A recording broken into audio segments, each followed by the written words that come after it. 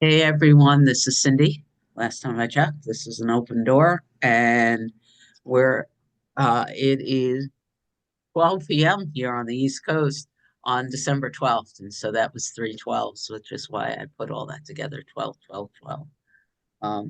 This is a weekly program that we have here at the Open Door called Finding Truth Everywhere, where we just pull YouTube videos from various teachers from different traditions and viewpoints, and uh, we watch them and come and talk about what we discover that is the same in all the teachings, uh, as opposed to what's right and wrong with the teachings. Just what's the same.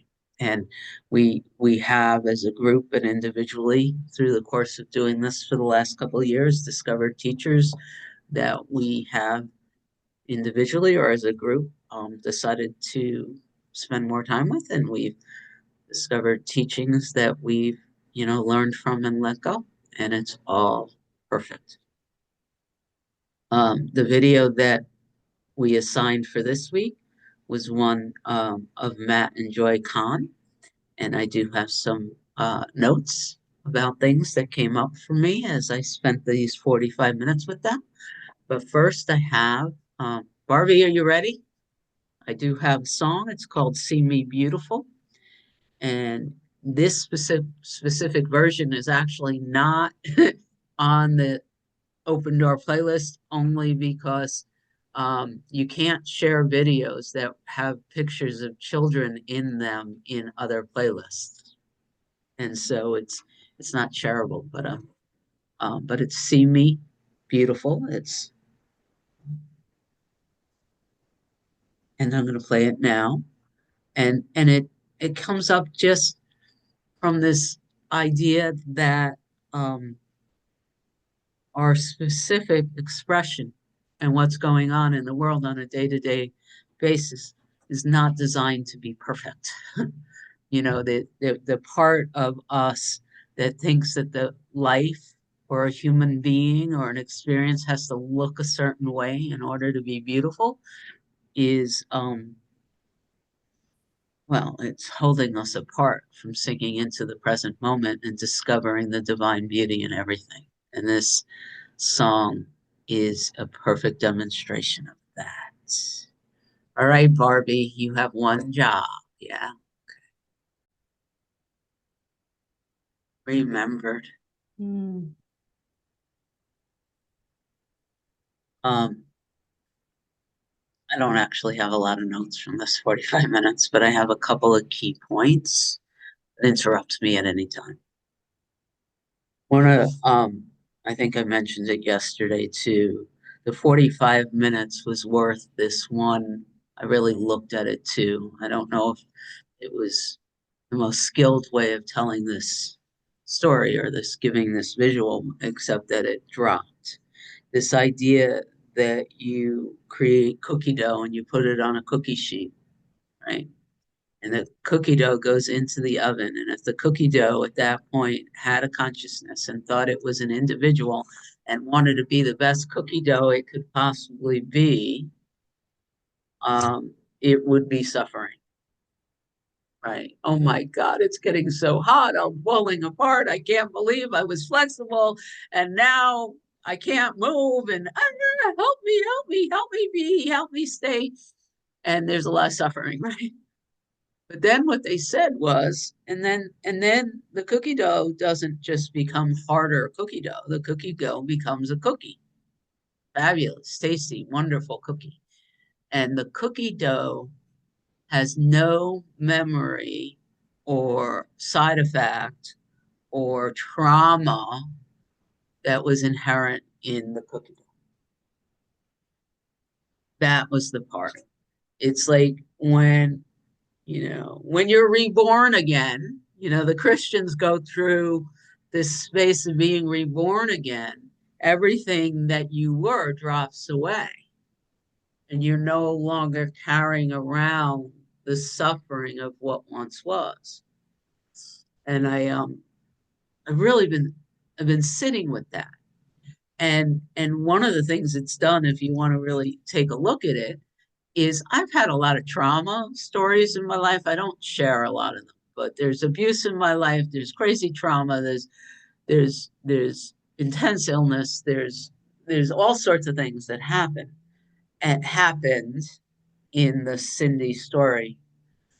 And I'm looking back at some of these stories that I have quote unquote transformed through, and there is a knowledge of them. I can tell you the story, but I'm not the being.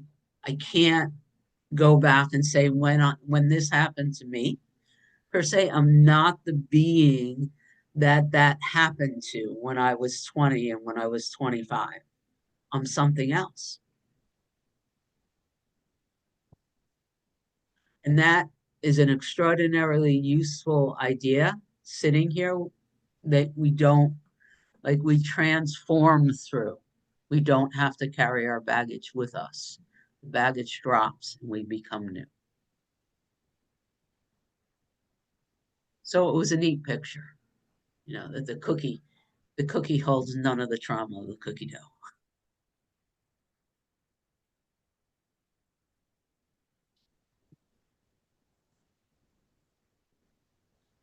The second, and interrupt me at any time, right? But the second topic, which is useful for me to hold on to and to find my way of saying it, is that there's no cookie cutter solution to individual journeys. They were talking about sickness, you know. But it's this, you can have the conversation about relationships, you can have the conversation about finances, you can have a conversation about health, you can have whatever, right?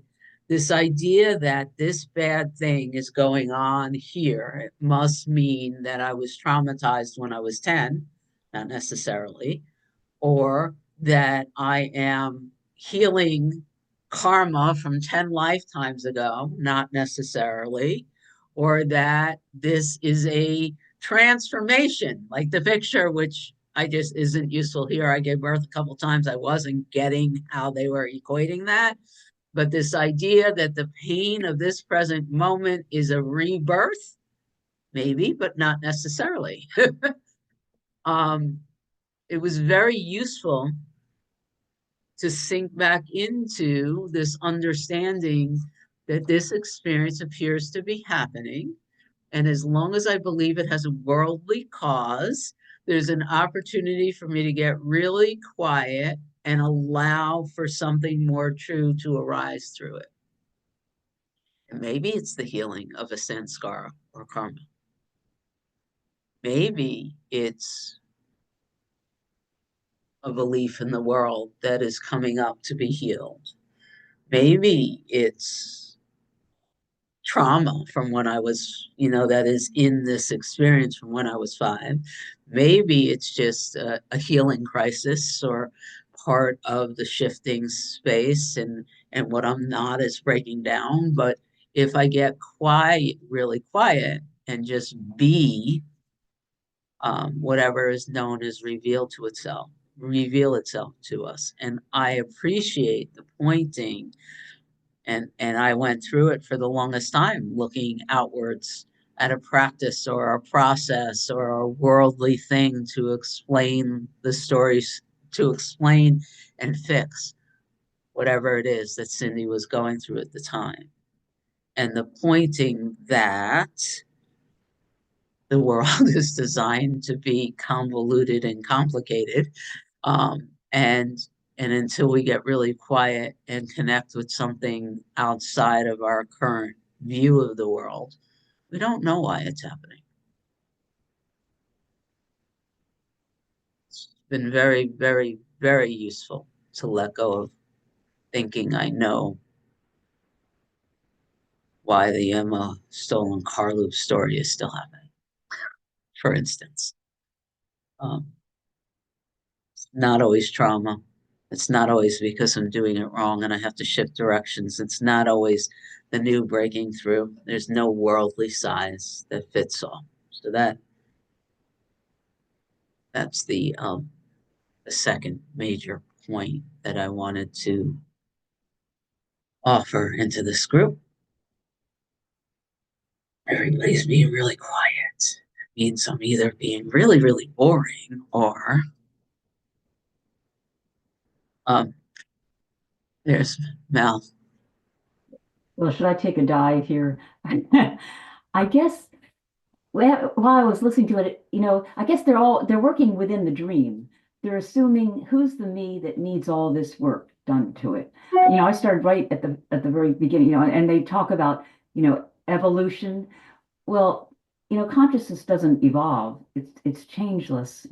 I guess it's, they're identifying with the me character and trying to improve the me character, and it's all within time. They talk about becoming, and I always go back to recognizing what I am, not already.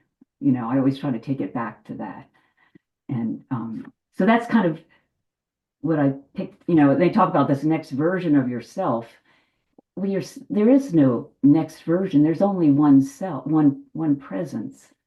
So, but I think they were trying to work within the dream, but I think I always try to take the leap and step out of the dream and just remember what we are. So, Yeah, thank you. From a dream character standpoint, there was no question that they were giving a presentation that was designed to get the listener to believe that they had something that the listener needed and therefore would pay a lot of money for. right. Yeah. Yeah. And so they made what felt like very simple kind of, yeah, the statements sound important and real and special. And that's all kind of dreamy too. And yet I still extracted some real useful stuff. And I still noticed that if I looked underneath that, a lot of what they shared was true. But underneath that, it just wasn't hard or complicated. And I don't need to I don't need anybody to teach me how to do it, how to get there, I like to your point, Mel, I don't need to hire someone to help me figure out who I am. Anna. Hello. Hello. Hello, everyone. So there was just a waiting for you to sort of go through all your points and Oh, then, I haven't done that yet, but well, then I would like to wait because that way I can hear all your points. I don't want to steal any of your points. they're not mine. But I will. There are only a few more. Okay. And then I get to go. Yep. Okay. So the next, and then I have other pages from the notes, but my key points. The next one is that it is an ego self-preservation strategy to try to fix a feeling. I don't, it came up in a couple of different ways, but it's very useful to know. Like I have been walking around for a number of, well, off and on, as I become more sensitive. But I could tell you, this current story has activated a lot of discomfort here. The car and the towing of the car and the not towing of the car and when am I getting my whatever. And the colder it gets, but so I'm not like it's activated a discomfort in the Cindy space, right? And and I can remember it's not me anymore. And there is an impulse here to make the discomfort a problem to be fixed, but it's not. It can be called an ego preservation strategy. I see it a lot in the dyads, which is very cool, how slowly like how aware I am of the activity of the system during a diet. I literally can watch, which is so cool, how something that I know is just conditioning. Like I could hear a voice say, tell them you're very upset, or say that this hurts or something. And when I see it and when I know I could taste that it's coming, not coming from awareness, it's coming from past conditioning, it's coming from wanting to say small. And when I just sort of look at it and I communicate to my partner something like, I am watching, I am watching choices, so I know it's not coming from the truth of who I am. If only because I can watch, like I literally could watch it happening.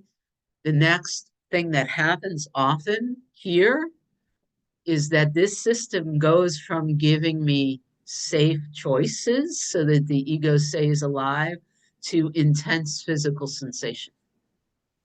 Sometimes it's emotional, sometimes it's physical, and I just, oh, look at this squid ink of fear or this feeling like I'm doing something, whatever. But I literally, when I report it from out here, it's happening. It's an ego preservation strategy.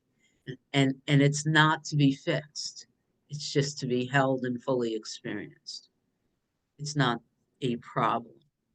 The system is currently saying, I'm important, I'm important, this is real, you got to fix this, you got to do something. And I sit here and just watch it, and it often has a fit, not to be fixed. The fit is not to be fixed. So that was that. The next thing, and the way I wrote it, it was very interesting. It was almost like it was coming from a higher self, because the way I wrote it, and I'm listening to them and so much of what we're doing, and the line was, it is important to, it's important to stay grounded in the work. It's important to stay grounded in the work. It's important to stay grounded in the work. And I've sat with the way that kept coming back to me as I was listening to them and as I'm living in my life. It's literally about,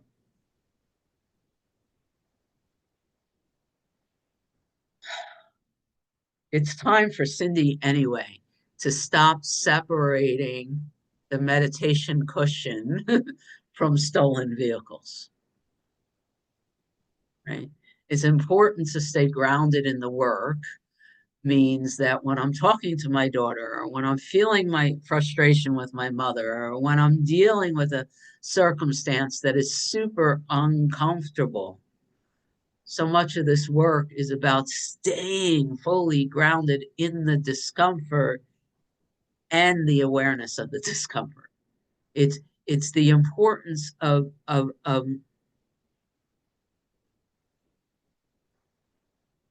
not keeping those two parts of who I am separate. And somehow that's really become more and more valuable to me. There's only, we keep talking about there being only one consciousness. Well, as long as I think I'm a persona, I could tell you there's at least 7 or 8 different aspects of the Cindy personality that don't know each other, you know? And I'm hearing that that's not valuable anymore. If I want to step into the truth, if I want to hold a higher vibration, then it's time to stop hiding, um, and merging. And the way it keeps showing up in my head is, gotta stay grounded in the work. Gotta gotta bring the spiritual practice into the body. And I can't tell you where in their 45 minutes I heard that. Maybe it was from my inner wisdom while I was listening to what they were sharing. Or maybe someone can remember something that they said that made that valuable, but it really, dare I say, grounded me. And the last thing, which I was laughing because I've heard other people teach it in ways that landed better for me, but they clearly stated, once you've made their teaching of expansion and whatever. Their words, I didn't hold on to them, but um, this commitment to the practice and making the decision to choose to grow through every circumstance was part of their teaching, and it's my spiritual aspiration is to use every aspect of my life to know the truth of who I am, to not and that's not in a spiritualizing way, that's in a grounding way, that's in a I don't want to separate anything anymore. And if Cindy, like she just did in a circumstance that may or may not come up, if Cindy wants to judge another and justify that judgment, then that's a chunk of this experience that I am actively choosing to hold apart from the teaching. And some of what they said and a whole bunch of what my own practice is saying, you can't do that anymore. Where I am on my practice, I can't do that anymore. And that doesn't mean I don't hold others accountable. It actually means I get to stand in my truth and not allow everything to be okay, not to allow any sense of victimization, not to be quiet because I'm afraid of what somebody, like all of that is coming in here. Use every circumstance, use every situation, not to let my conditioning tell me why it's happening, but to be in a place of using my spiritual practice of staying present and being in my beingness to allow that to inform the response in every circumstance. So it's Rana and then Amy. Is that good with you, Amy? Okay. So it was interesting because I hadn't watched this video yet. And what I heard prior to watching was someone say, boy, it was a sales pitch. So mind immediately was like, okay, watch for the sales pitch, right? And I let that thought come and go.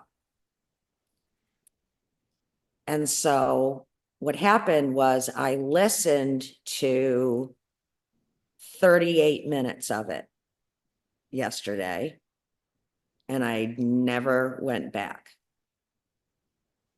And I didn't hear a sales pitch. So that was interesting. But here's what I did hear. I found a couple of things of value too. And Cindy just talked about that last one.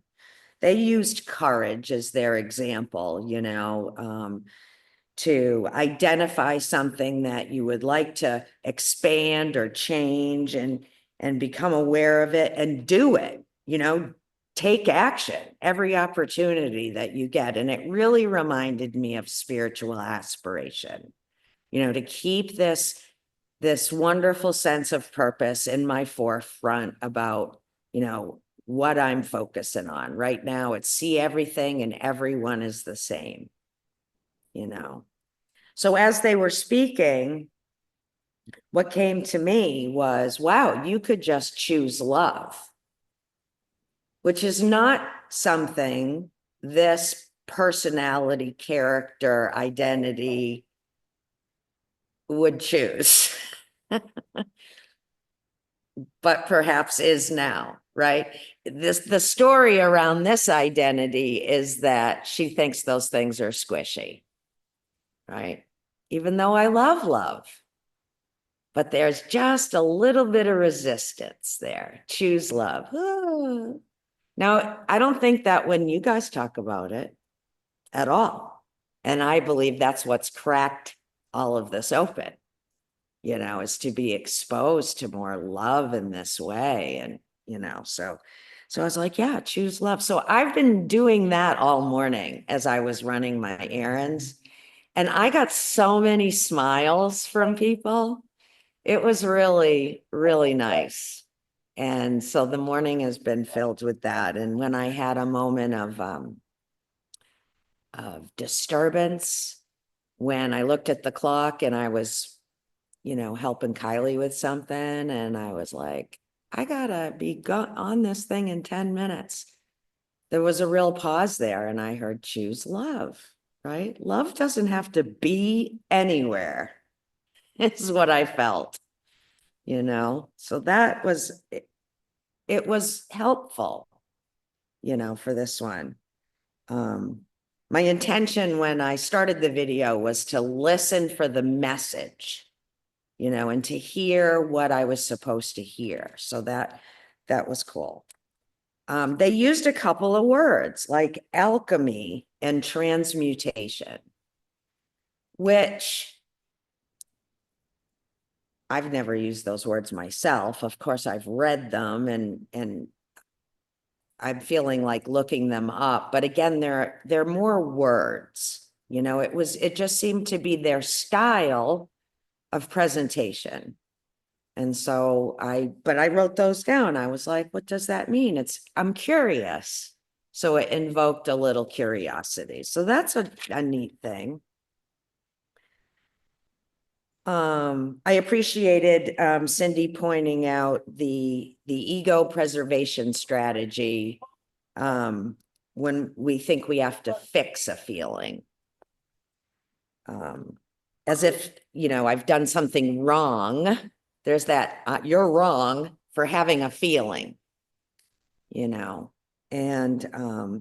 so that's an old tape or an old belief that if I'm feeling something other than happy, like on the outside, right? My face, right? As long as my face looks happy, no one's going to question it.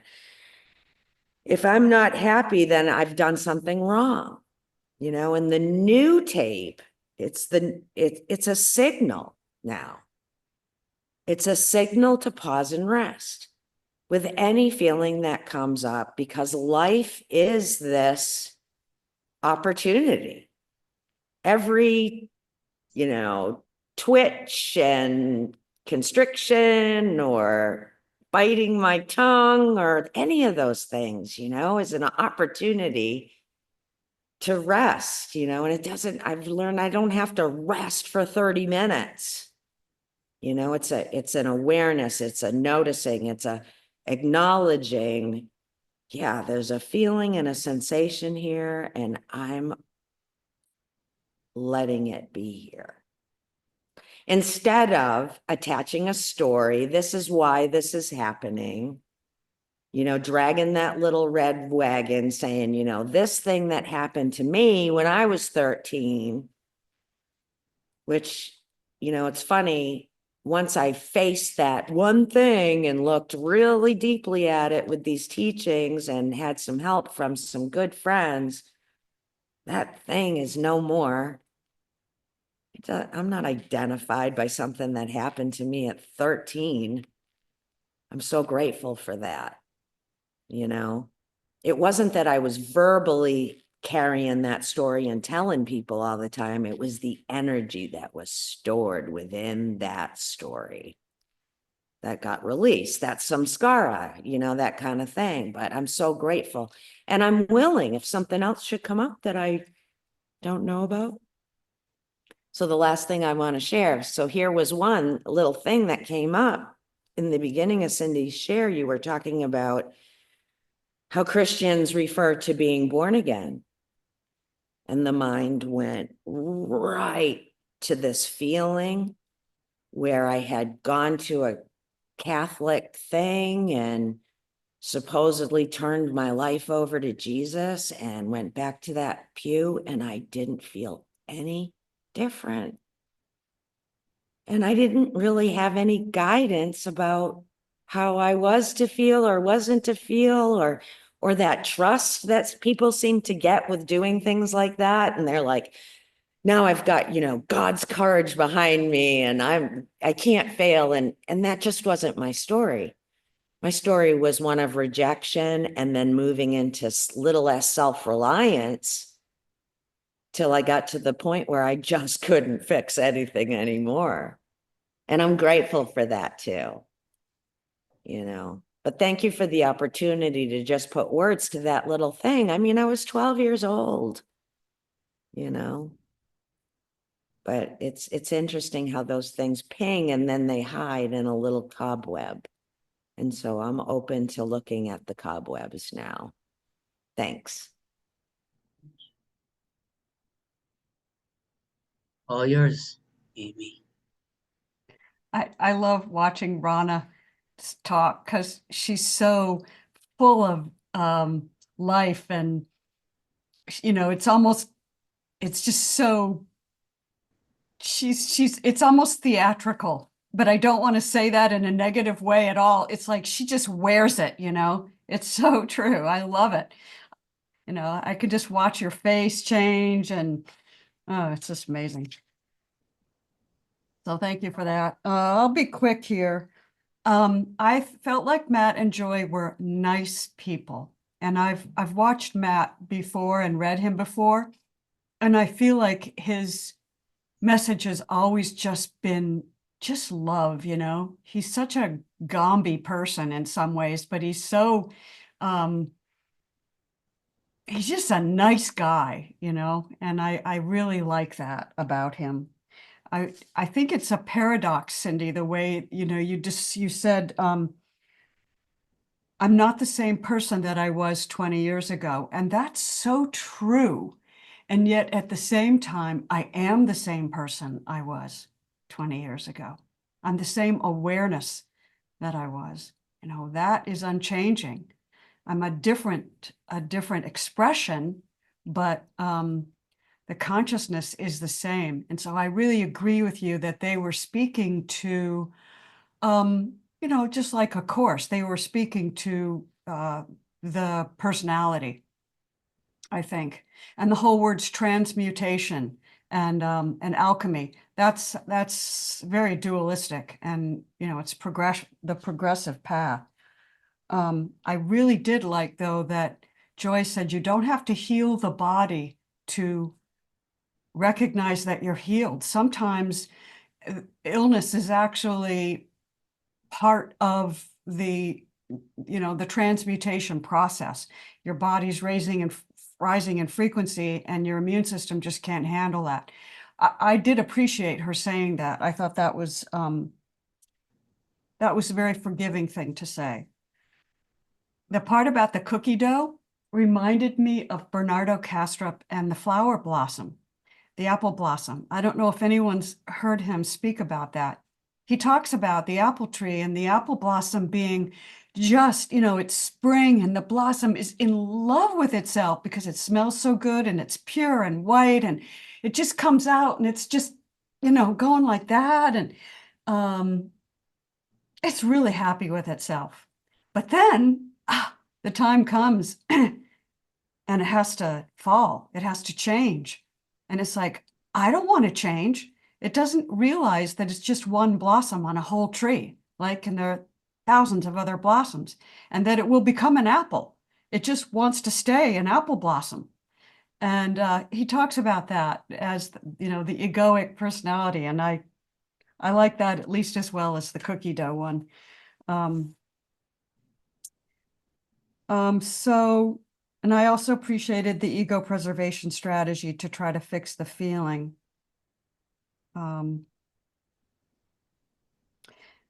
The other thing that Joy said was, you know, making the decision to grow through every circumstance because you have zero idea what you're growing into. You don't have a friggin' clue, right? So just go with it, even though it feels like you're in the oven, right? Which is, it's good to be reminded of that, because when you're going through it, you forget it, right? It's just like, I'm in the oven. So, and the other thing that I kind of was suspicious about, but I get her point when she said, when you can't stand the change anymore, when you can't stand your situation anymore, that's when change is coming. You know, I've had too many circumstances where I've gone, I can't stand this. And then it goes on and on and on and on, right? So that, and then I also did love, as Rana said, what would your embodiment of truth be? You know, if you could define what your embodiment of truth would be, that was just a really good question. And I liked courage too. I did go immediately to love, but because that is true for me, all the different facets of love, but also freedom, that came up for me too. Freedom is a really good one because love and freedom are the same thing, right? They really are. So that's my 2 cents. Love us. Love us. I went to happy. So, yeah. Yeah, you said something the other day, Cindy, which I really liked. I wrote it down. It's safe for me to be happy. I think that's beautiful. Thank you for that. Hey, David. I was just standing here waiting to say what I was going to say, and I go, "Wow, I'm really weird." If I this is, I mean, all the weird stuff that happens into my mind, and I hear, good thing the thought police aren't monitoring this because they be outside with their nets.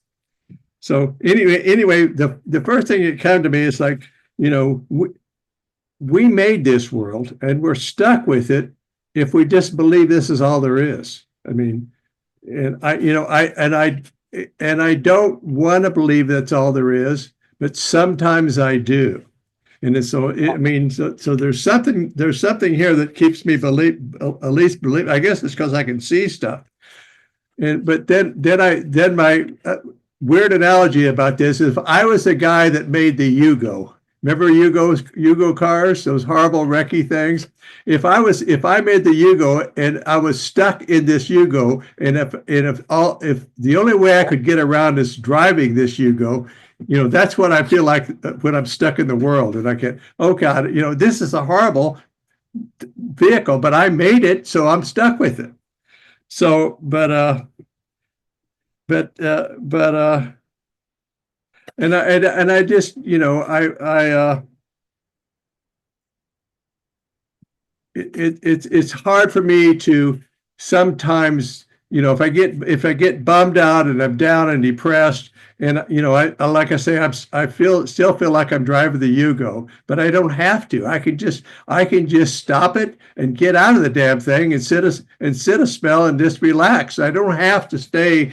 I'm not confined to my thoughts. I'm not confined to my ideas. I'm not a victim of all that, but sometimes I think I am.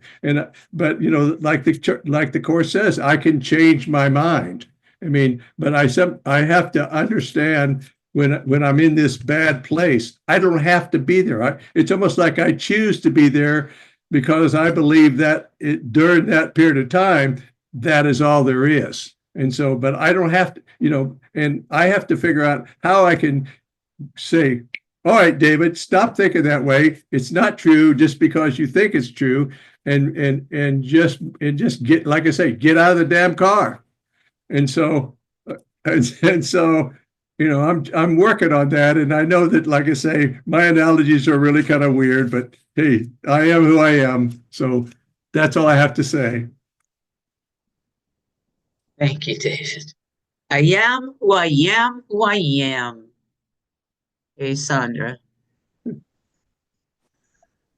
I'm having so much fun with all of you this morning. I'm just laughing and just enjoying each, like what Amy said about Rana. Yes, but and for each person, same thing. Each person's light just beaming into the universe here, this universe. Just yesterday we were on the phone trying to get something fixed with the TV, and my husband was talking to this man who was probably in India, and they were going back and forth and back and forth. I burst out laughing. My stomach started hurting. I was laughing so hard. He kept looking at me like I was trying to talk to this guy. And it was just so hysterical. Just seeing how crazy everything is. David, we're all weird. for all these beautiful, weird, unique, light-filled people. So this isn't what I raised my hand to say, because I kind of forgot, but when I started this video, I knew right away. See, what's happening in my space is I don't respond so much to the words that are being said. I hear the words, I understand a lot of them, but I respond more to the vibrational feel that I get from the people that are speaking. So I knew right away I wasn't on the same wavelength with them. So I had to make what they call a course correction, what I call an intervention. I had to say, oh, be open to glean, exactly as Cindy said. She got things from it. So I did that. And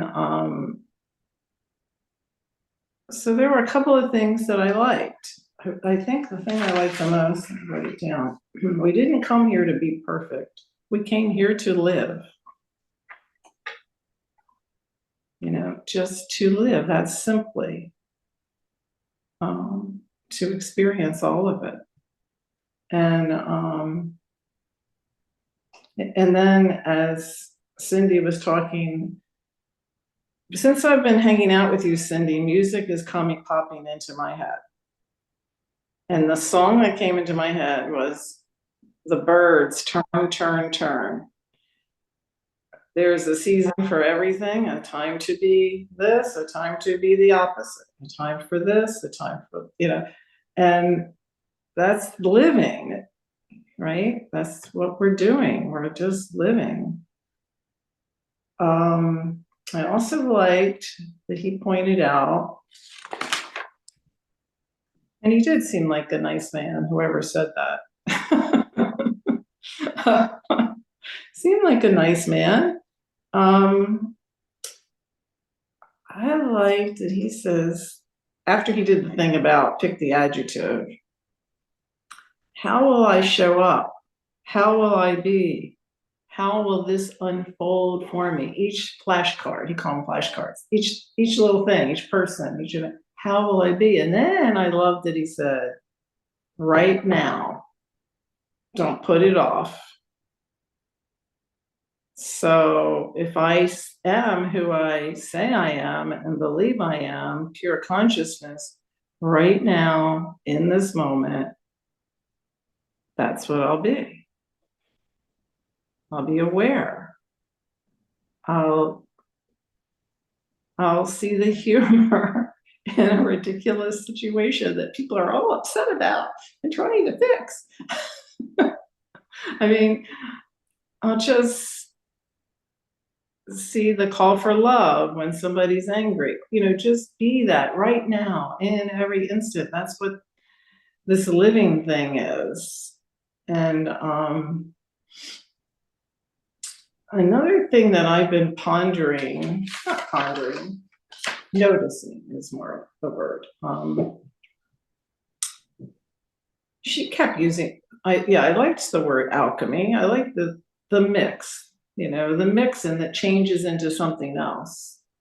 That's what alchemy is to me. And essential to that is awareness. That's what changes everything. They also kept using the word co-creating. And that's something that I've been noticing. I noticed it when I first read the Course in Miracles and how perfectly the voice came to Helen in the world that she was in the person that the personality that she and Bill were, and how it came through them in a different way than it comes through others. And I had an experience right after I woke up. I got promoted to this new job and I had to give this big speech in front of all these people. I mean, a lot of people, like an auditorium full of people. And I did not like giving speeches and I had no idea what to say. And I sat at my computer and I don't know what I did, but the words came and I typed it out, didn't change anything, finished at the end. It was perfect. I don't know where it came from, but it had me in it. If you know what I mean, it wasn't like it had the flavor of the personality that I am in it. It had knowledge in it that I had accumulated in my work, but it didn't really feel like I wrote it. And that's when I picked up the Course in Miracles, because that had happened to me. I believed her. I believed, because that happened to me, and not like that big book, but that particular speech. And so this co-creating is very interesting to me. It feels right. And I know that I've learned, and that I think I've learned from the non-dual teachings, that I'm not doing anything. It's all coming from somewhere else. But there's this mysterious mix that I recognize and I experience. So when he said something about responsibility, how we show up in moments, I resonated with that. That felt true to me. But I just can't tell you how much fun each of you are. I usually say the word love, but today it's fun. And I can't remember the details of this, Cindy, but at one point you told us to dance in the morning.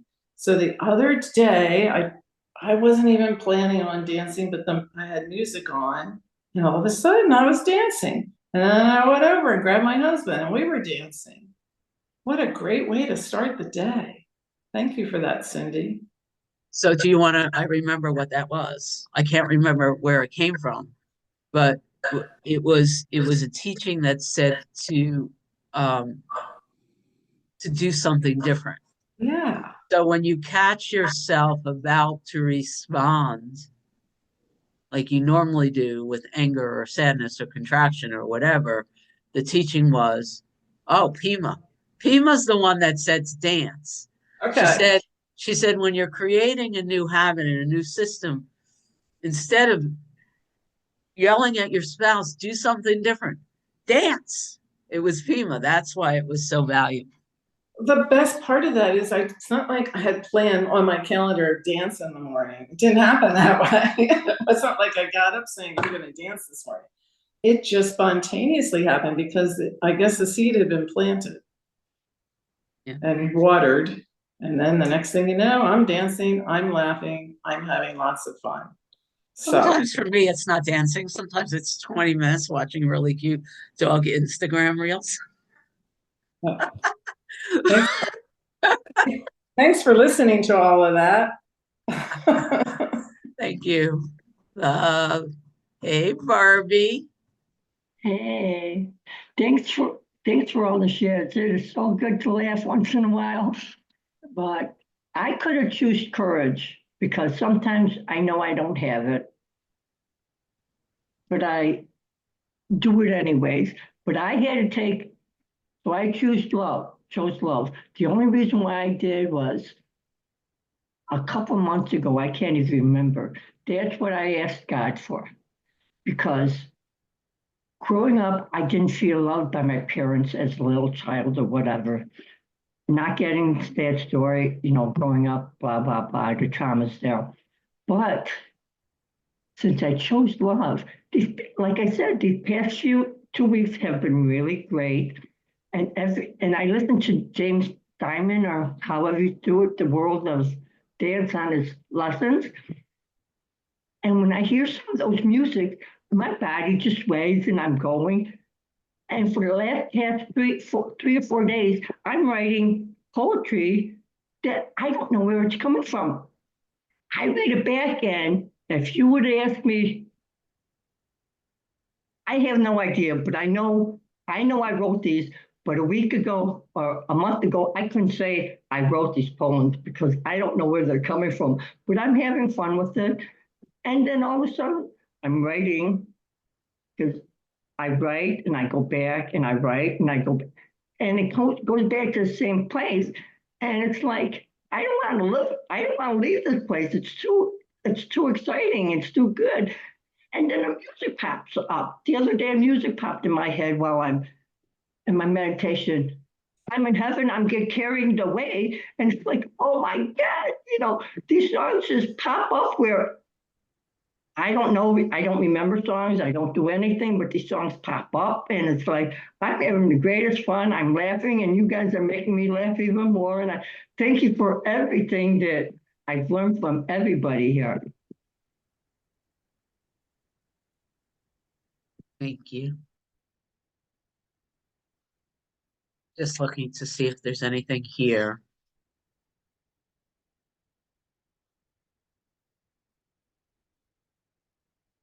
One of the things you said, when these things are happening and you sit and get quiet, sometimes there's absolutely nothing that needs to be done.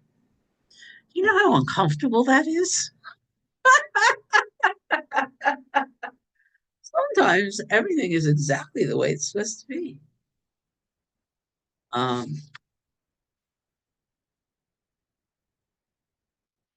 Oh, their statement was, I face it, I feel it, I release it.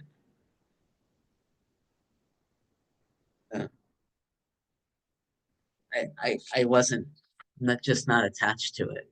I don't know how other people feel about it, but perhaps it's just I understand being still within the experience, but I don't know that releasing is a conscious act.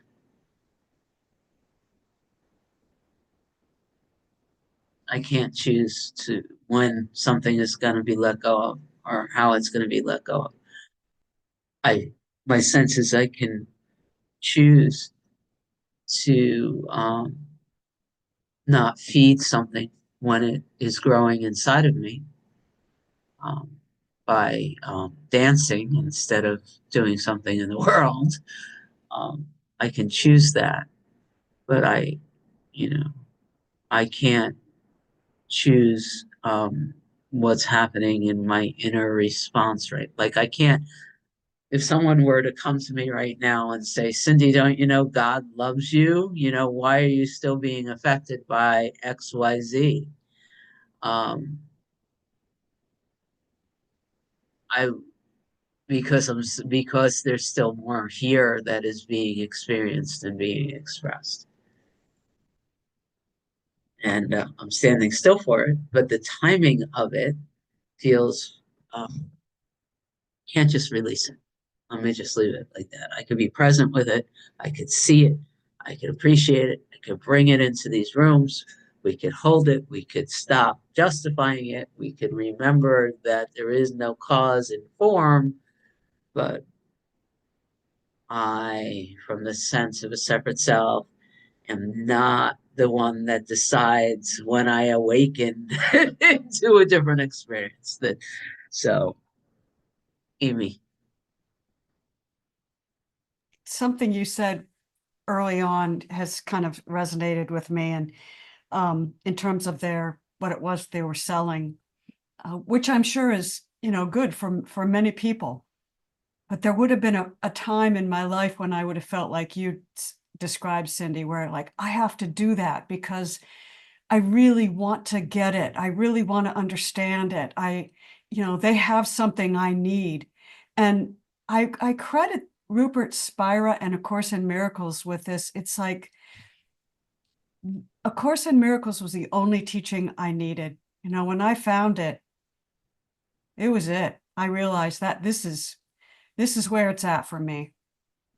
And then Rupert and Francis and the non-dual teachings were just the icing on the cake. And I went to see Rupert in New York. This is probably 2 or 3 years ago at the Garrison Institute. And I was so excited to go and afraid to go and excited, just all those feelings, and sitting through a week of his teachings, and it just sank into me. And then listening to him and reading him, I realized there's nothing more I need to know. I just need to do what I need to do.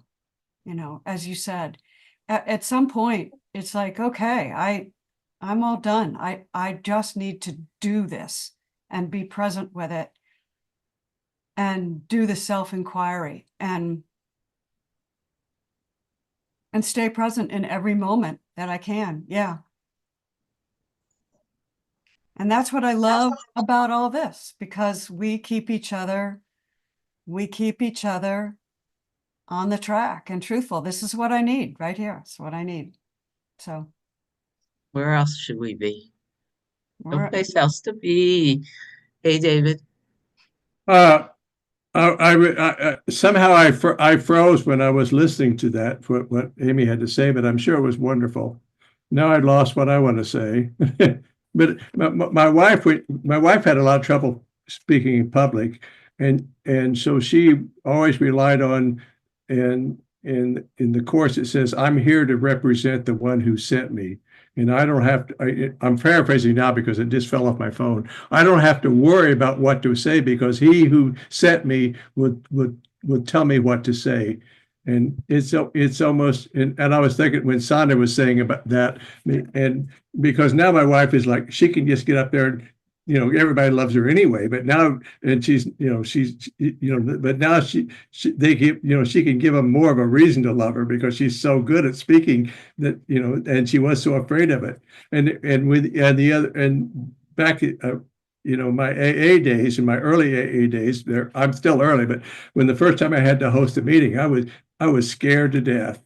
And it kind of the same thing when I was doing a 12-stepper, uh, in our Zooming activities, but then if I just remember that, I mean, I don't have to worry. And like you said, and you guys said, if just because I'm weird, it doesn't mean you don't love me. And I feel that, and I know that. So I don't, it's just a good feeling to be part of this. And it's a good feeling to everybody's welcome and everybody's loved. And it's just, I don't, if there's anything better than this, I don't want to know what it is because I just probably melt and turn into jello. But this is great.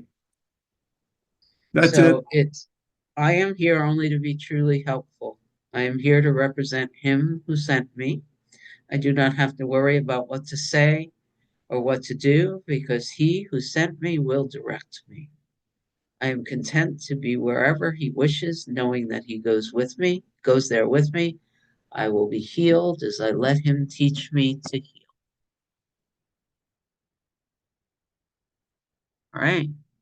That's an hour plus 60 seconds. Thank you very much. So I'm going to hit the stop button.